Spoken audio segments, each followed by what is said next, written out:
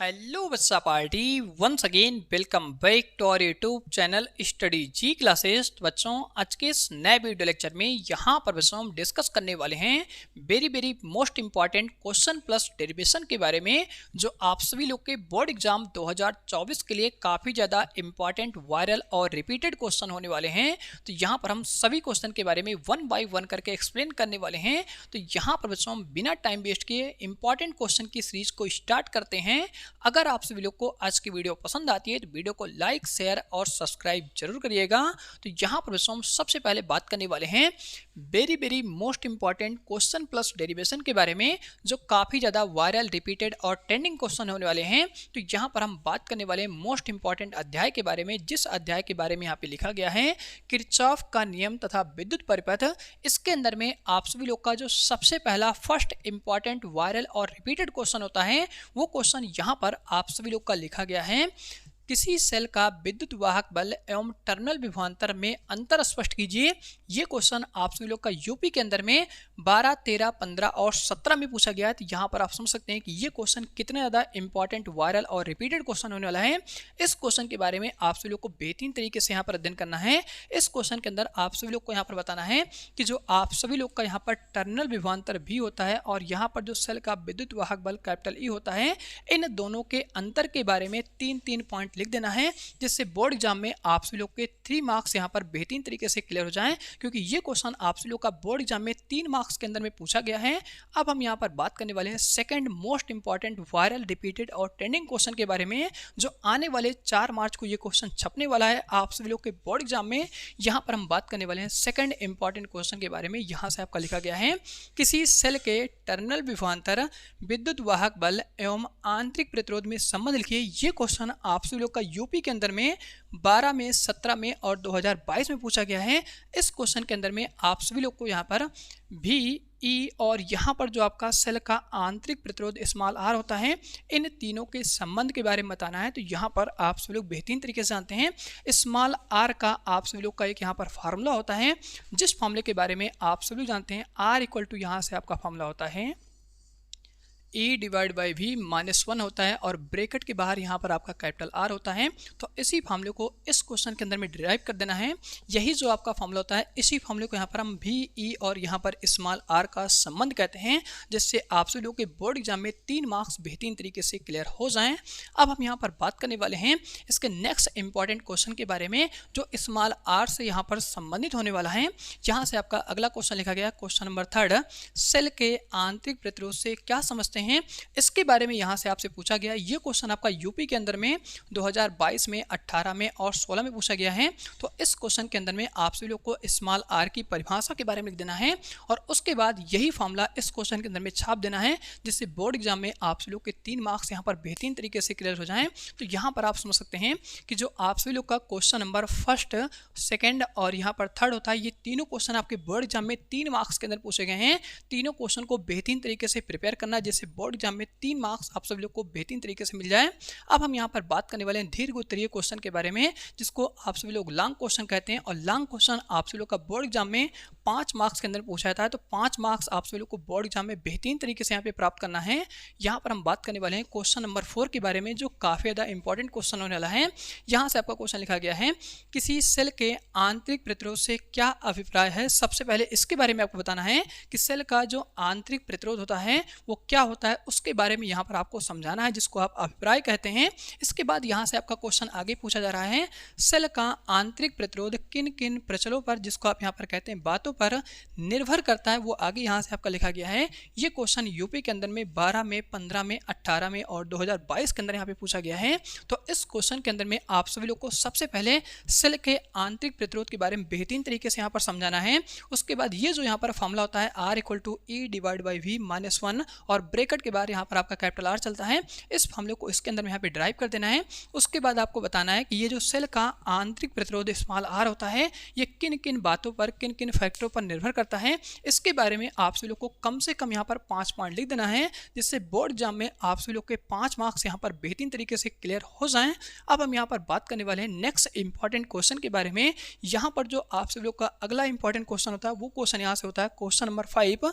ये क्वेश्चन काफ़ी ज़्यादा इंपॉर्टेंट वायरल और रिपीटेड क्वेश्चन होने वाला है जो बोर्ड एग्जाम में 4 मार्च को यहाँ पर छपने वाला है। इस क्वेश्चन के बारे में बेहतरीन तरीके से आपको प्रिपरेशन कर लेना है। यहाँ पर हम बात करने वाले हैं क्वेश्चन नंबर 5 के बारे में। तो यहाँ से आपका क्वेश्चन नंबर 5 लिखा गया है, विद्युत परिपथ के लिए किरचॉफ के नियमों का उल्लेख कीजिए। तो यहाँ पर आपसे इस क्वेश्चन में सबसे पहले विद्युत परिपथ से संबंधित क्वेश्चन पूछा गया है जो किरचॉफ के नियम के आधार पर आधारित होने वाला है। इसमें आपसे पूछा जा रहा है कि जो किरचॉफ का नियम होता है, किरचॉफ के 2 नियम होते हैं, दोनों नियम के बारे में आपको बताना है। पहला जो नियम होता है उसे हम संधि का नियम कहते हैं, जिसे आप सभी लोग धारा का नियम कहते हैं, और दूसरा जो आपका नियम होता है उसे हम लूप का नियम कहते हैं, जिसे आप सभी लोग यहाँ पर वोल्टा का नियम कहते हैं।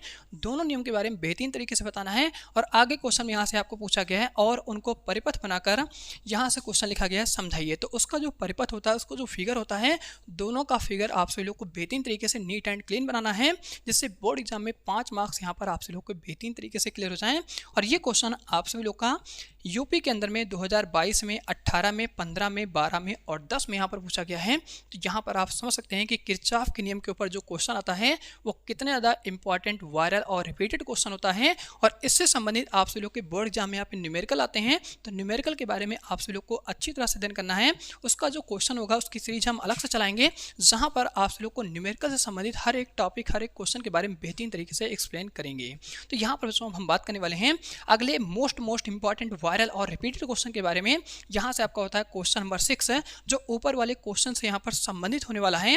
तो यहाँ पर हम बात करने वाले हैं किसी विद्युत परिपथ के लिए किरचॉफ के दोनों नियमों का उल्लेख कीजिए। और आगे यहाँ से क्वेश्चन लिखा गया तथा उनकी सहायता से किसी बीट स्टोन सेतु की संतुलित अवस्था के लिए सूत्र प्राप्त कीजिए। तो इस क्वेश्चन के अंदर में आप सभी लोग के 2 क्वेश्चन होने वाले हैं। सबसे पहले आपका यहाँ पर जो ऊपर वाला क्वेश्चन होता है क्वेश्चन नंबर 5, ये आपको यहाँ पर क्या करना है, सेम तरीके से इसका आंसर इसके अंदर में छाप देना है। यहाँ पर आपको सबसे पहले किरचॉफ के फर्स्ट नियम के बारे में बताना, जिसे आप संधि का नियम कहते हैं। उसके बाद इसी क्वेश्चन के अंदर में आप सभी लोग को किरचॉफ के दूसरे नियम के बारे में बताना है, जिसको आप सभी लोग यहाँ पर वोल्टा का नियम कहते हैं। और उसके बाद यहाँ पर आपको बताना है बीट स्टोन सेतु के बारे में, जिसके बारे में आप सभी लोग बेहतरीन तरीके से जानते हैं कि जो बीट स्टोन सेतु होता है उसमें आपके 4 यहाँ पर क्या होते हैं, प्रतिरोध होते हैं, जिसका फिगर कुछ इस तरीके से होता है।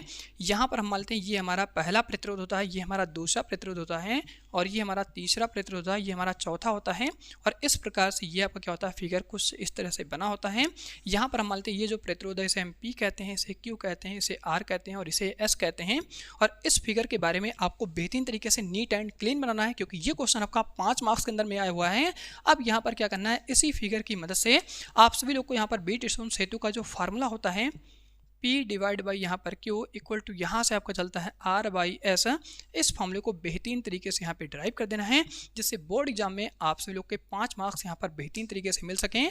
ये क्वेश्चन आपका यूपी के अंदर में 7 में, 8 में, 13 में, 16 में, 17 में और 2022 के अंदर में क्वेश्चन पूछा गया है। तो यहाँ पर आप समझ सकते हैं कि जो क्वेश्चन नंबर आपका यहाँ पर 5 होता है और क्वेश्चन नंबर 6 होता है, ये कितने ज़्यादा इंपॉर्टेंट, रिपीटेड और वायरल क्वेश्चन होने वाला है। और आने वाले 4 मार्च को ये क्वेश्चन आपके बोर्ड एग्जाम में छपने वाला है। तो सभी क्वेश्चन के बारे में बेहतरीन तरीके से आप प्रिपरेशन कीजिएगा।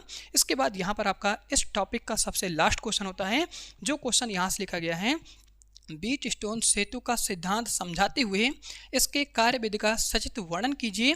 ये क्वेश्चन आप सभी लोग का यूपी के अंदर में 13 में, 17 में, 18 में और 2022 के अंदर पूछा गया है।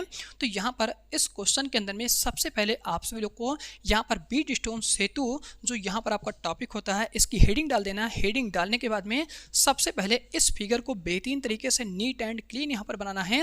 उसके बाद आपको यहाँ पर हेडिंग डालना है रचना के बारे में, और रचना के बारे में इसी फिगर के बारे में आपको बेहतरीन तरीके से आप लिखना है। उसके बाद यहाँ पर आपकी नेक्स्ट हेडिंग हो जाएगी सिद्धांत, जहाँ पर आप इसके प्रिंसिपल के बारे में बताएंगे कि ये जो आपका बीट स्टोन सेतु होता है वो किस प्रकार से, किस सिद्धांत पर काम करता है, उसके बारे में बताना है। उसके बाद यहाँ पर आप हेडिंग डालेंगे कार्यविधि, और कार्यविधि के बारे में बताएंगे कि ये जो आपका बीट स्टोन सेतु होता है वो किस प्रकार से कार्य करता है। और उसके बाद यहाँ पर आप सिंपल तरीके से इस फिगर की मदद से इस फॉर्मूले को ड्राइव कर देंगे, जिससे बोर्ड एग्जाम में आप सभी लोग के 5 मार्क्स यहाँ पर क्लियर हो जाएंगे। और इस पूरे फिगर का यहाँ पर जो सचित्र वर्णन होता है वो बेहतरीन तरीके से आप सभी लोग का हो जाएगा। ये क्वेश्चन आपका यूपी के अंदर में 13, 17, 18 और 2022 में पूछा गया है। तो सभी क्वेश्चन को आप सभी लोग बेहतरीन तरीके से नोट कर लीजिए, या आप पूरे क्वेश्चन का बेहतरीन तरीके से आप स्क्रीनशॉट लीजिए। इसके बाद यहाँ पर हम बात करने वाले नेक्स्ट मोस्ट इंपॉर्टेंट टॉपिक्स के बारे में।